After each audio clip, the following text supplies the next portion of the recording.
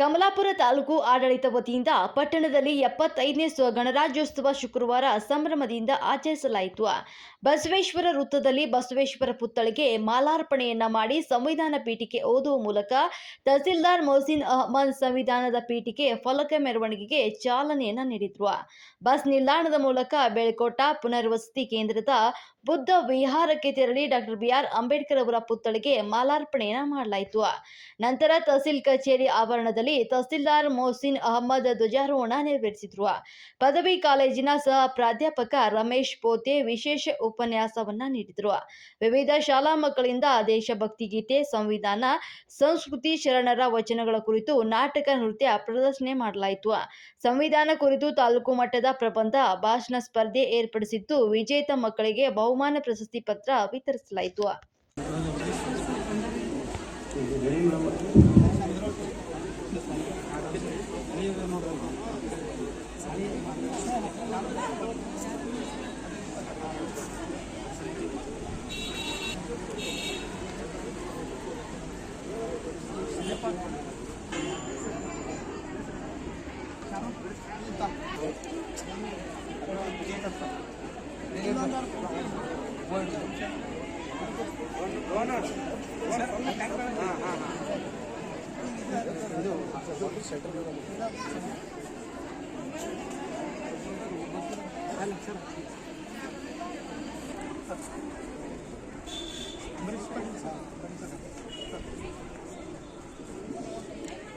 Sir जरा side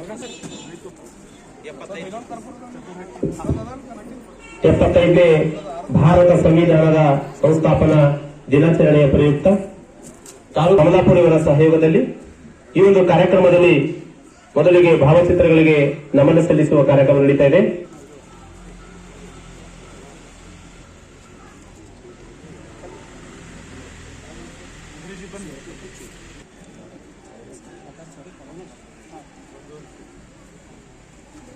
Word of honor!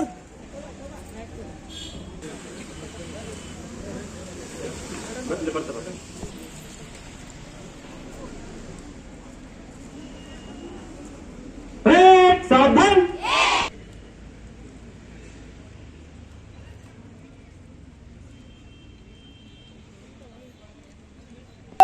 National salute! Present! Come!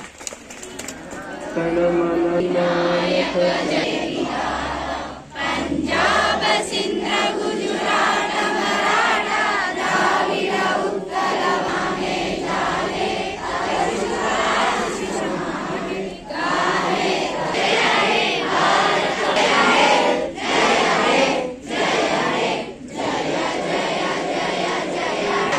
Word of honor! Slow form! Word of honor! Honor!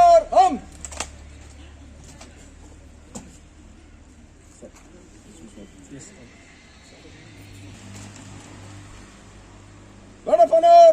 Dismiss!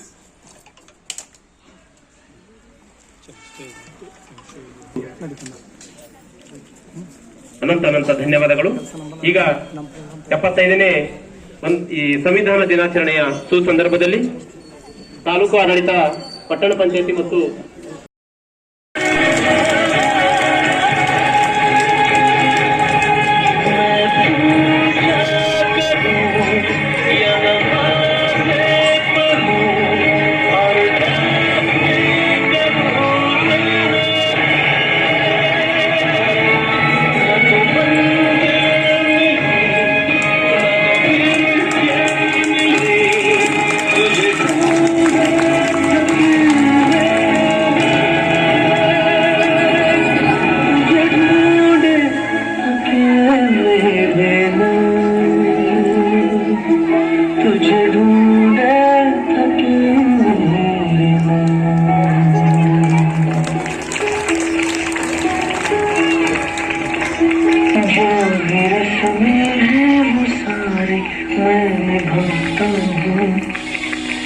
इन करोड़ों की तरह मैं sir झुकाता हूँ भगवान है तुम्हारे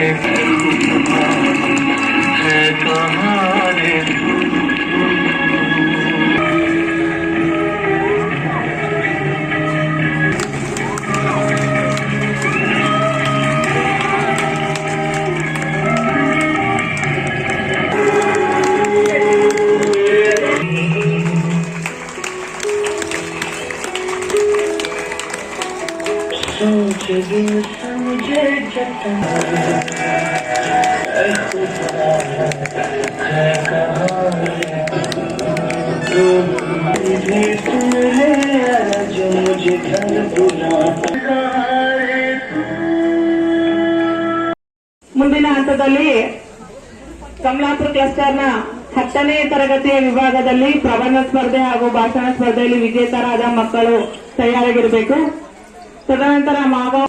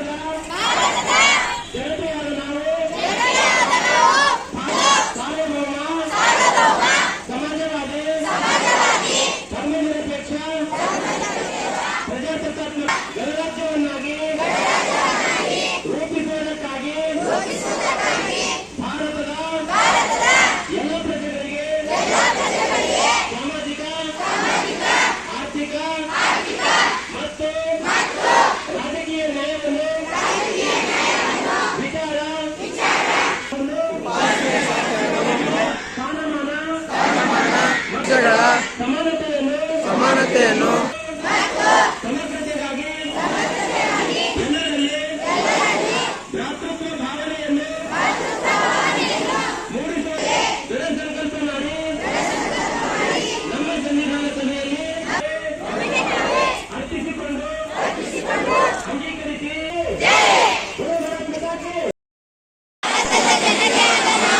ಭಾರತವನ್ನು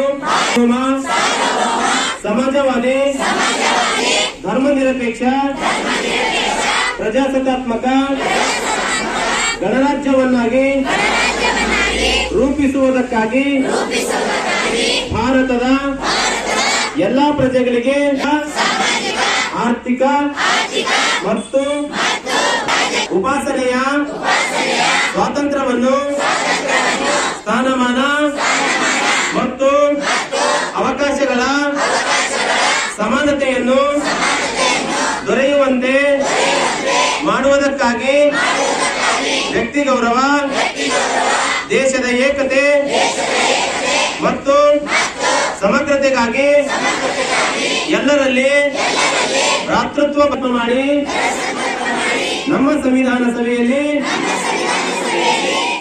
1949 ಇಸ್ವಿಯ ನವೆಂಬರ್ ತಿಂಗಳ 26ನೇ ದಿನದಂದು ಈ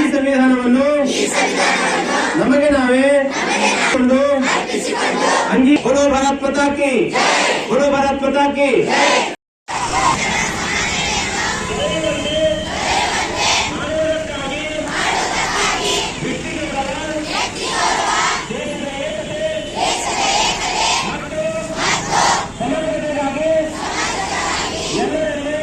ಸಂಕಲ್ಪ ಮಾಡಿ ನಮ್ಮ ಸಂವಿಧಾನ ಸಭೆಯಲ್ಲಿ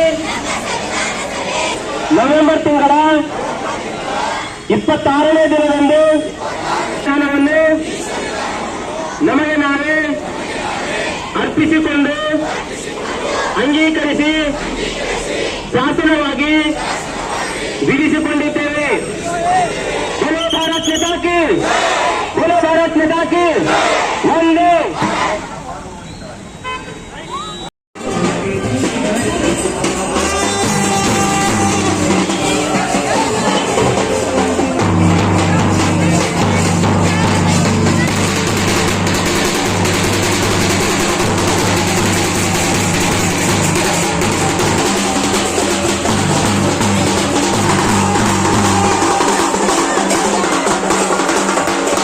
ಮಕ್ಕಳ ಭವಿಷ್ಯ ಇನ್ನೂ ಉನ್ನತ ಸ್ಥಿತಿಯಲ್ಲಿ ಸಾಗಲಿ ಎಂದು ಆ ದೇವರಲ್ಲಿ ಪ್ರಾರ್ಥಿಸುತ್ತಾ ತಾವು ಕೂಡ ಈ ಒಂದು ನಿಮ್ಮ ಸಹೋದರಿಯರ ವಿಜೇತ ಆಗಿದ್ದನ್ನು ನೋಡಿ ತಾವು ಕೂಡ ಸದುಪಯೋಗ ಪಡಿಸಿಕೊಂಡು ಮಾರ್ಗದರ್ಶನ ತಗೋಬೇಕಂತ ತಮ್ಮಲ್ಲಿ ವಿನಂತಿಸ್ಕೊಳ್ತೇನೆ.